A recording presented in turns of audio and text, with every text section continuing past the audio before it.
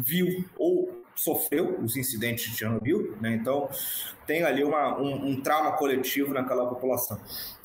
Mas eu não diria que a Ucrânia está sendo bem sucedida, né, em provocar pânico, porque basta ver os números oficiais ali, né, tanto nos referendos de reintegração à Rússia, quanto nas eleições regionais, quanto nas eleições presidenciais esse ano, uma grande aprovação à Rússia, uma grande aprovação ao governo, uma grande aprovação à operação militar especial. Então, assim, claro que se provoca medo na população, mas os russos já entenderam, né, que não é pressionando o governo para parar a operação que eles ficaram seguros. É avançando a operação até derrubar o regime de Kiev, né? Então, assim, quanto mais agredidos, mais convictos da necessidade de lutar até a vitória, né, eles são. E isso foi uma experiência bastante gratificante. Eu não sei de nenhum outro jornalista brasileiro que tenha ido à usina, né, nesse período pós-operação. Eu acho que fui o primeiro. Infelizmente, ali nós não podemos tirar fotos, né, nos locais, por motivos óbvios, né.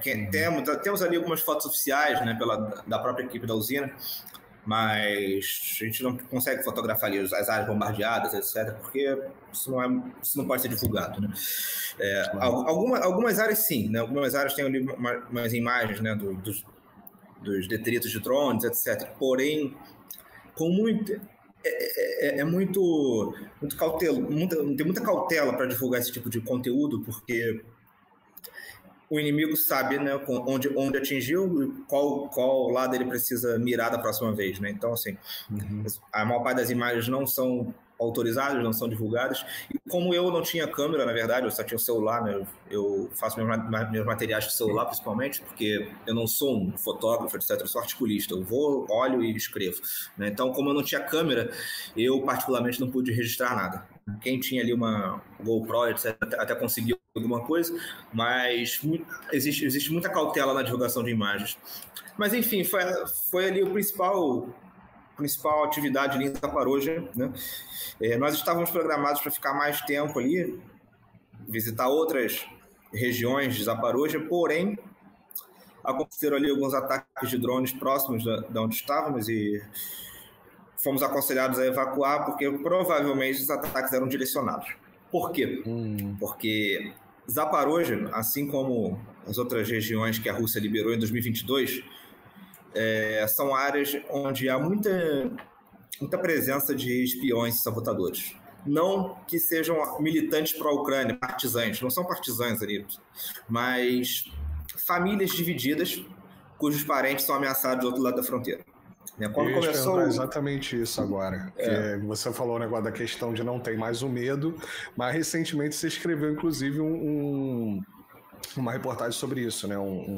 Sim, gente, sempre me falta a palavra. Qual é a palavra disso? Enfim, não foi um post. Você escreveu uma reportagem sobre exatamente um artigo, gente, um artigo, né? Esse vosso comunicador aqui excepcional que não consegue lembrar a palavra tão banal como essa. Mas sim, exatamente, foi o artigo que eu li. Eu tava aqui na minha cabeça, nossa, eu li um artigo, foi o Lucas que escreveu, lógico que eu vou perguntar isso pra ele, exatamente sobre essa questão das famílias que estão do outro lado, né?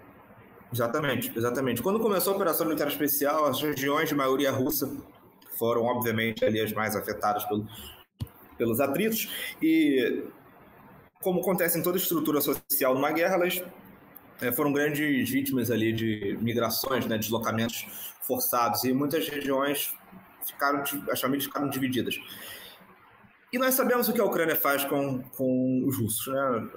Eu não preciso falar aqui, qualquer um já viu os vídeos aí circulando na internet de quando os ucranianos chegam numa cidade de maioria russa, né, prendendo pessoas em postes, amarrando os espancamentos públicos, etc.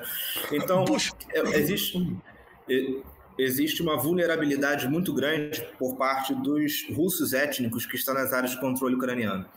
E há uma coação de fato. Os ucranianos entram em contato com os russos e falam: nos deem as posições aí das tropas que vocês estão vendo, as posições dos jornalistas, etc. Ou né, nós temos a localização aqui de seus parentes e podemos prendê-los, matá-los, por aí vai.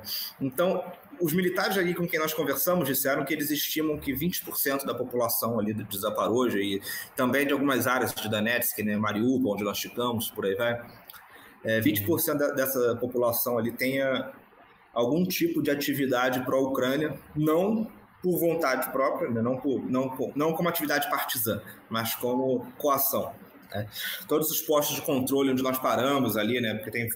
Né, é difícil explicar aqui, porque só estando lá para entender bem como funciona, mas assim, dentro de uma zona de conflito, a cada quilometragem específica tem um posto de controle militar, que você vai apresentar passaporte, vai historiar o carro, etc. Então eles sempre fazem ali uma revisão debaixo do carro, porque é muito comum alguém plantar bomba em questão ali de poucos minutos e por aí vai. Então é bem complicada aquela logística. Quando eu estive no Egito, eles ainda fazem isso por causa da época da Primavera Árabe. Até as excursões, sempre que você pega os ônibus de excursão, primeiro que todos eles se encontram em um ponto próximo ali daquela região, né? Normalmente você está numa região de praia, uma região de resort e tudo mais, que era o caso.